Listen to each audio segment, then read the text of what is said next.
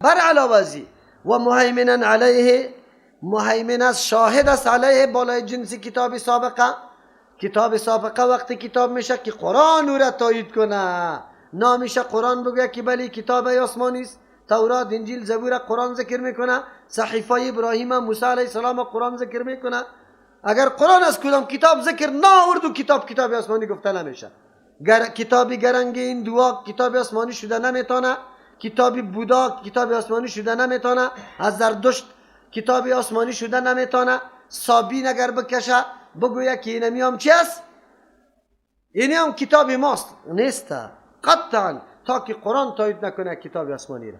یک ترجمه مهیمن نیست، شاهد است علیه بالای جنس کتاب سابقه که این کتاب آسمانی است. دوم مهیمنا حاکم است، فیصله میکنه سر کتاب سابقه. کتابای سابقه خود مشتمل بالای احکامی است که بعضی از اصل کتاب است و بعضی را مردم درون کرده. قرآن کریم فیصله کرده رویست کدام حکم آسمانی است کدام محرف است. تورات انجیل پیش قرآن بان کدام موضوع را که قرآن تایید میکرد آسمانی نبود محرف است داخل شدگی است. خلاص دو ترجمه قرآن اینطور کتاب است. سوم و مهیمنا حفاظت کننده است علیه بالای جنس کتاب سابقه، حفاظت میکنه، امین است. امین کتابای سابقه را مضامینش از تغییر و تبدیل حفاظت میکنه. کدام تغییرات و تبدلاتی که مردم در او کتاب آورده قرآن میخیزه و را حفاظت میکنه، میگه اینی حکم صحیح نیست، این مردم از خود جور کرده، در این کتاب موجود نبوده. پس وقتی که قرآن کریم جامعه تمام کتابای آسمانی شد، کل احکامی و ازوجه در قرآن وجود داره. یک و کتاب آسمانی بدون تایید قرآن کتاب شمرده نمیشه. تغییرات تبدلاتی که در او آورده اصل مضامینه که از الله آمده او را حفاظتش قرآن میکنه. لایق خیسته که فقط به قرآن عقیده شود.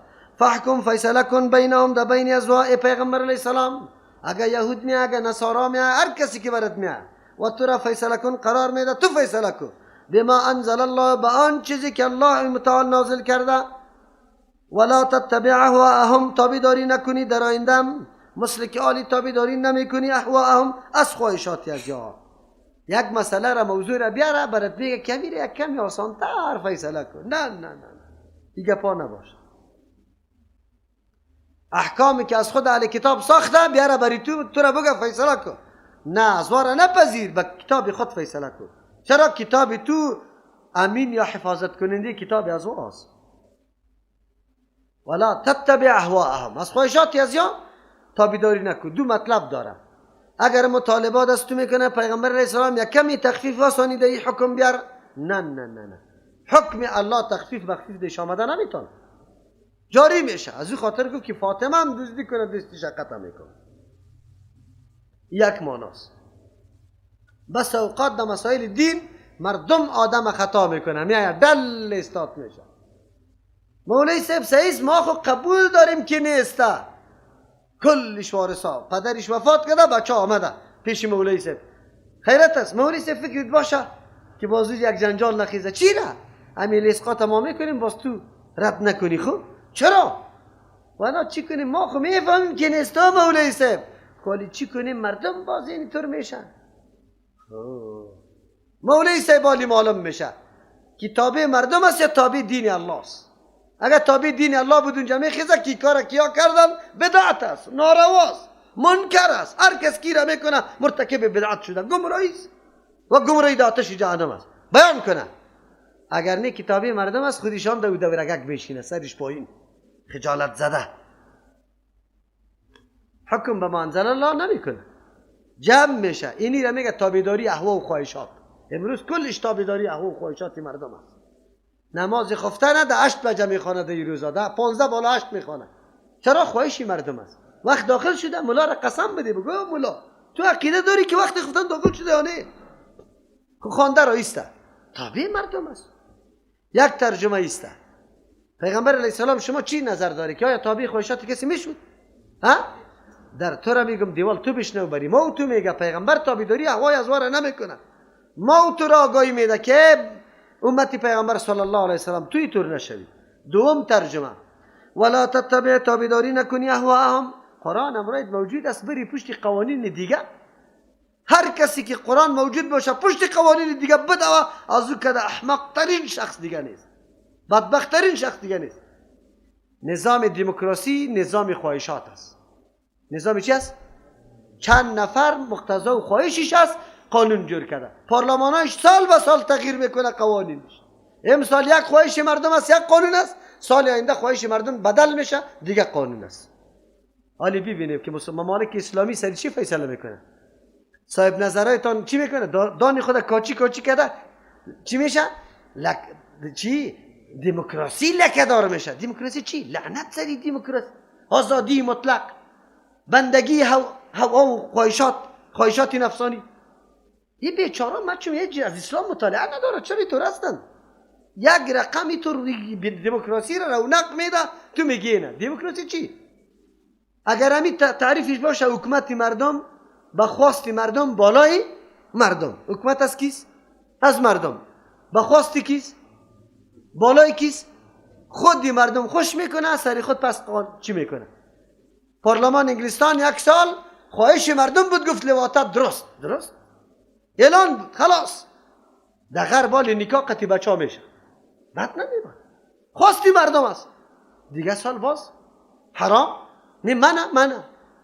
اینی را میگه دموکراسی. الله متعال میگه سعی که قرآن 1400 سال پیش ما را خبر داده که طور نظام جور میشه که مطابق خواهشات میباشه. اما نظام به نام دموکراسی است. باز مولای مصر بخیزه میگه دموکراسی اسلامی است. دردای خور، ما چی ضرورت داریم به کلمه دموکراسی که باز قید اسلامی را هم قطعش بمانی؟ بگو نظام اسلام، آیین اسلام، قانون اسلام، دین اسلام. چرا تابعداری خواهشات مردم نکو؟ معلوم شد که نظامای دنیا که فعلا در ممالک حکومت داره کل نظامای خواهشات است. الله میفرمه پیغمبر عما جاءک من الحق، تابعداری خواهشات از یار نکنی که اعراض کننده باشی، رو گردان عما از او قانونی که جاءک آمد برای تو من الحق، از چیزی ثابت و راست. دینی را که الله ساخته که عالم بالای تمام مصالح و تمام زمانه ها و حالات است. کدام دینی که الله ساخته؟ از او خاطر اسلام دین مکمل است، الله جور کرده شه. الله کل مصلحت های انسانیت در اون یافته شده. یک جایم در قوانین اسلام شما چیزی مضر برای انسانیت پیدا کرده نمیتونه. یک جایم. دنیا هر قدر پیشرفته میشه، هر قدر اختراعات جدید میشه، هر قدر وسایل اضافه میشه، با قوانین اسلام قطعا در تکر و تصادم نیست. لیکن نظریه کمونیسم لنین چند سال چلید؟ 140 سال چلید، سال 50 چی شد؟ رو به سقوط شد. این نظریه امپریالیسم، نظام سرمایه‌داری، ایام رو به سقوط است. دیره 20 سالا شما میبینی که گلمات جمع میشه یا نمیشه. چرا؟ این نظامای ساخته بشر است. امسال به نفر 6 تا اعلی چرت زده قانون ساخته، سال آینده در تکر است. شهروالی کابل یک سال فیصله میکنه که یعنی قدر سرک وسعت پیدا بکنه، سال آینده که نفوذ هجوم بیاره ترافیک زیاد میشه، ترانسپورت باز فیصله میکنه که 1-2 متر دیگه هم اضافه شود. چرا که بعد 20 سال پیش که کدام فیصله را کرده بود تا حالی را تغییر نمیکرد. خونی و نمیفهمید بعد از 20 سال چقدر هجومی مردم در کابل میشه. از او خاطر مطابق همون وقت همون سرک بالکل مناسب بود، اما امروز امکانش نیست. بخلاف نظام مقدس اسلام الله متعال ساخته، هر قدر که پیشرفته میشه مردم نفوذ زیاد میشه، هر چی میشه، با نظام الله تصادم نیست. پس چطور شده میتونه که ما نظام واقعی اسلام بگذاریم و بریم پشت دموکراسی لعنتی؟ لکل جعلنا، سوال وارد میشه هرگاه مضامین اصولی عقیدوی کل پیغمبران علیهم السلام یکی است. کلش پیغمبر علیه السلام در یک حدیث میفرمه که الانبیاء چی اخوتون لعلات، انبیاء علیهم السلام برادرای علاتی است. علاتی برادر کی نمیگه؟ از پدر یکی، از مادر چی باشه؟ جدا. در اصول و عقیده کلگی یکسان است، اما در نحوه تطبیق عمل اختلاف دارند. چرا؟ ظروف و زمان تقاضای یک قسم عمل میکنه، در زمانی دیگه قسم عمل میکنه. از او خاطر تغییرات در نحوه تطبیق و در برنامه عملی میه که او اصلا ضرورت امو زمان، ضرورت امو مردم است. مزاج یک مردم یک قسم می باشد، دیگه قسم می باشد. در یک تاریخ مصلحت یک چیز می باشد، در دیگه تاریخ دیگه چیز. نسخ در احکام الله که میاد این معنای زیرا نداره که الله از سابق علم نداشت که اینی حکم تا این وقت آورد. نه، الله علم داره. اینی حکم برای طایفه مناسب بود. مثل که دکتر صاحب یک مریض در یک مرحله مریضیش 3 قسم نسخه را تبدیل و تغییر میکنه. چرا که حالتش تقاضای تبدیل نسخه را میکنه.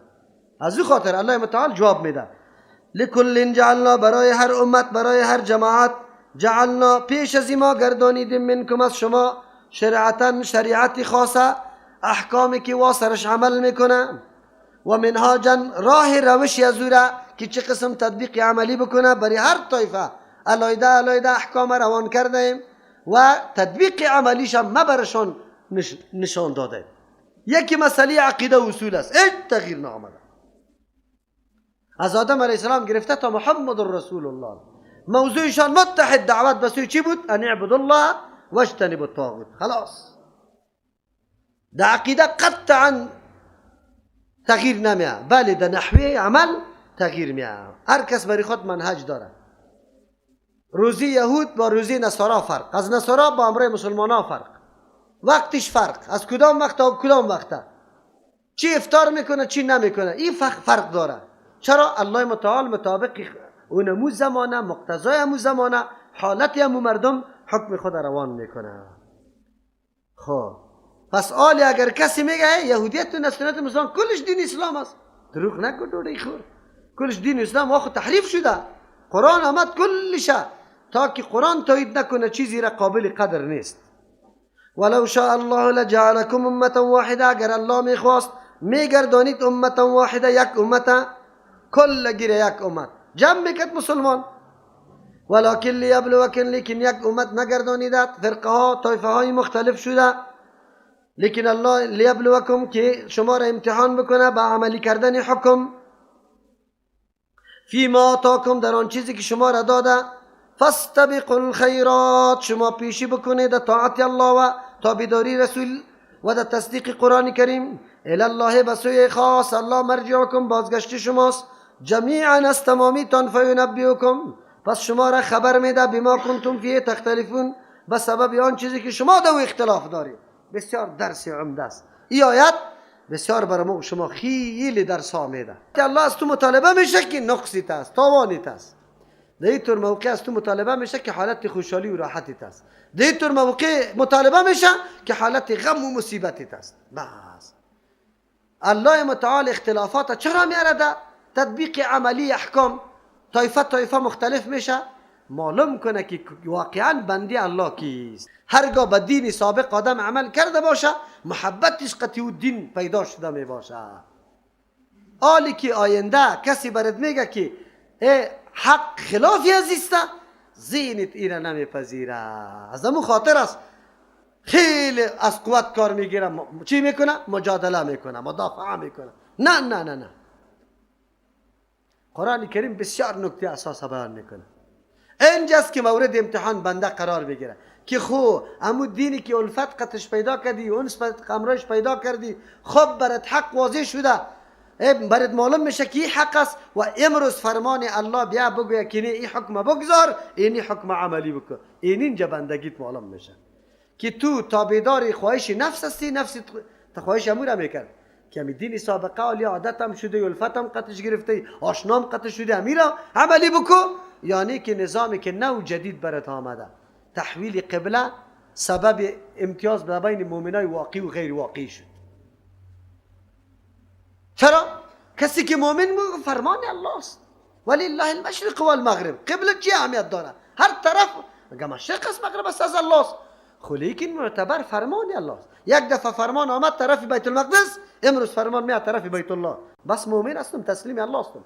هر قسم که فرمان میدم اون رقم میگردم، آلی عقل جنگی نمیکنم، آلی دیگه شبها را پیدا نمیکنم که قدر وقت کی طرف نماز خوانده بی باطل بود، خیری نمازایم چطور میشه، این گپا رو نمیزد. صحابه کرام فقط حق میآمد تسلیم میشد.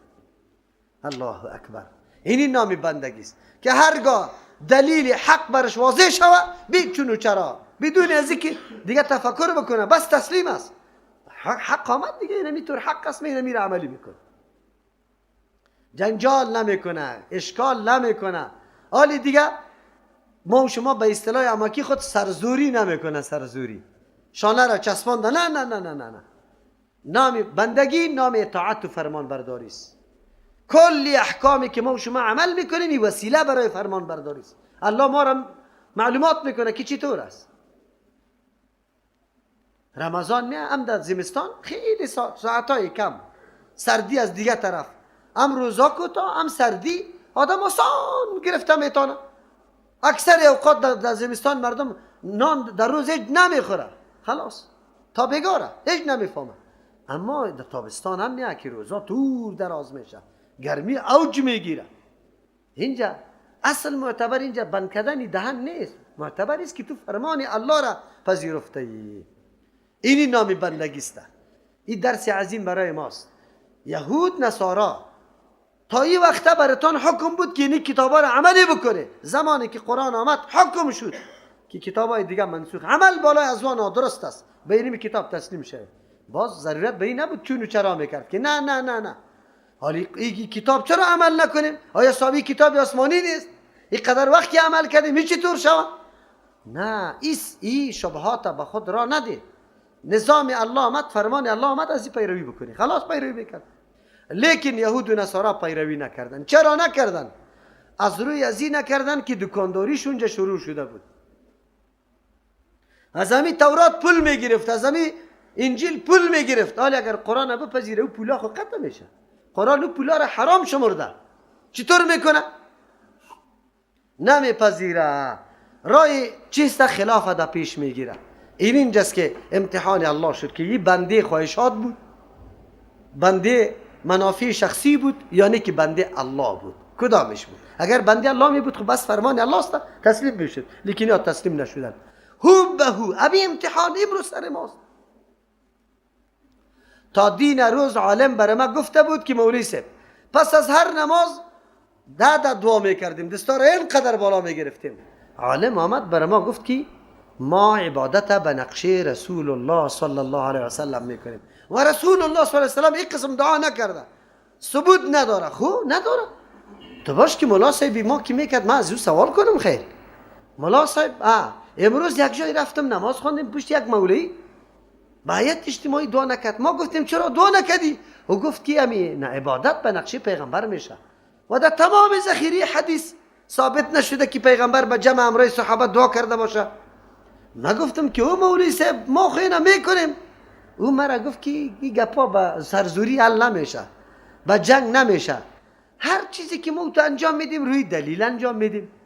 اولا میسته که ما تابع کیستیم، در انجام عبادت تابع کیستیم، مجبور هستیم که بگویم تابع پیغمبر صلی الله علیه و سلم. خیلی خوب، اگر این عمل پیغمبر کرده بود خیر تو امور بیار که من سرش عمل بکنم، اگر نکرده بود تو خطا شده ای. مولا صاحب دلیل داری؟ مولا صاحب خیز میزنه او طرف این طرف او طرف، دور دور میره. او ده اسقاط پیغمبر دعا کرده، او دوڑی خور خدا اسقاط دعا کرده. من هیچ میگم تو اسقاط هیچ فرق میکنی یا نه؟ اسقاط که یک دفعه دو دفعه شده صحابی برات نقل کرد که پیغمبر و صحابه دستار بلند کرد، حتی دعایش میگه که اینی طور دعا کرد. 34,000 نماز چیزی بالا پیغمبر قطع صحابه خواند. اینجا چرا یک صحابی نمیگه که پیغمبر دستی خود اینطور بالا کرد و دعا کرد؟ تو را بری خود دلیل میگیری یا بالای تو دلیل است؟ و دوڑی خور سری تو دلیل است. کاری خوب است، چی بدی داره؟ خوب کاری خوب است. از تو سوال میکنم کاری خوب است؟ بله. با پیغمبر معلوم بود یا نه؟ آلی مجبور استی پدری دام گفتن نمیتونه که معلوم نبود، مجبور استی بگی معلوم بود. خیلی خوب، با پیغمبر کاری خوب معلوم بود، کرده یا نکرده؟ اگر بگوی یکی کرده بده سندش، سند نداری. اگر بگوی که نکرده کاری خوب به پیغمبر معلوم بود نکرده، خیر از تو یک رتبه از پیغمبر کرده بالا شد. یک کاری خوب نکرده تو کردی، رتبه تو بالا شد. چطور شده میتونه؟ کاری خوب نیست. کاری خوب وقتی میشه که ما مطابق کی؟ پیغمبر صلی الله علیه وسلم عمل انجام بده. این میگه پس امروز دینمی گپ ما و شما مبتلا هستیم. هیا شروع کرده مردم ما را بد میگه. والله مولی متوکل پیدا شده زد حنفیت از بین برده. حنفیت از بین نبردیم، اصلی حنفیت اینه نیست. اصل مسلک امام ابو حنیفه رحمه الله اینه نیست. اذا صح الحديث فهو دلیل ثابت کو پشتش برو. اگر او گفته که نه، اگر امام ابو حنیفه رحمه الله گفته شاگردای خدا گفته باشه، اگر شاگردا پایتان میده میکنم اگر خلاف نظریه ما شما حرکت کرده باشه، خودت که کتاب فقه حنفی را میخونی یک قدری را بخون، هر موضوع که میاد خلافا لابی یوسف، خلافا لزوفر، خلافا لمحمد، همینطور است یا نه؟ خلافا لصاحبه، خلافا للشیخین، نمیاد؟ نه. خب اگر شاگردای مستقیم امام ابو حنیفه رحمه الله در مسائل قطع امام سے مخالفت میکنه، به خاطر چی؟ دلیل برش آمده پیدا شده مخالفتش میکنه. اگر به مولی متوکل دلیل پیدا شده باشه و مخالفت مسئله امام ابو حنیفه رحمه الله را میکنه، این غلطی است، این گستاخی در حق امام ابو حنیفه است رحمه الله. عجیب است. این مردم ما را نمیگذاره. ما میگیم به مردم دین بیان کنیم، مردم گروه جور نکنیم که این چشمایتان پرت بگیره که باز بر اونجا در حجام پشت مولا امام اقتدا نکنه. مردم حقیقت دین نشان بده، دلیل ثابت شد بس پیروی کو از پیشش. این اینجاست. چرا؟ بندگی نام اطاعت الله و رسول الله است. تابعداری از دوست الله امتحان میکنه که آیا بنده تو باش کدام کارم عالی بگذار عالی. خو اصل شریعتی سابقه را چی میکنی؟ از خود مسائل دین جور کرده و او را این قدر محکم گرفته که خلاف از او را چی میدانه؟ بیدینی میدانه. امروز ببینید مرده به کدام سیستم گور میشه، از اول تا آخره کل نقاطش یک دفعه پیش کنی به حدیث پیامبر که موافق حدیث است یا مخالف حدیث. دور نمیریم. همین نماز سری هر کس فرض است، هر کس میکنه، هر کس انجام میده. نیت میو کسرت اخلاص ادا کنم به 4 رکعت فرض مونده ماسپکین په 10000 وقت مخمد قبلی شریف کبی شریفی پروره نیت کردم مدام سازم 4 رکعت نماز فرض پیش. از کجا شده؟ 4 انگشت اینطوری هر کس به خود استاد میباشه. سفاره بیبی چی رقم است؟ پایچا کشال پتلونکا خالی برآمده، پتلونکا چسبک کلی اعضایش حجمش بیرون وانمود میکنه. چرا؟ در دفتر میرم. در دفتر چیست؟ پتلون فرض است، واجب است. کی امر کرده؟ کس در مخالفت دین واقع میشه. نعوذ بالله. در سجده نشسته نمیتونه، در قاعده نشسته نمیتونه، دور از مجلس و قرآن کریم پیشاب کرده نمیتونه، در استادکی پیشاب کرده رویستی. خدا مسلمان هم میگیریم تابع فرهنگ غرب. خلاص پتلون پوشیدن فرض است. چیست؟ دم کالای عادی بیا وظیفت انجام بده. پیغمبر و صحابه پتلونا پوشیده بود. در کجاست؟ عجیب است. باز در نماز استاد میشه. الله اکبر. هر روز من در نماز پیشین که اینجا استاد میشم تا نیم ساعت میتونم نشسته باشم سعی میکنم میتونم و میگم که کاش که کامره باشه هر روز من ثبت کرده برم و به مردم نشان بدم که این نماز سعی کنه این نماز است. اینطور شخصی را دیدم که از ابتدا تا انتها را شما باور به الله بکنه اگر امید لبا با هم جدا شده باشه، نه در رکوع، نه در سجده، نه در قاعده، نه در قیام، تا شده گنگ. عجیب است.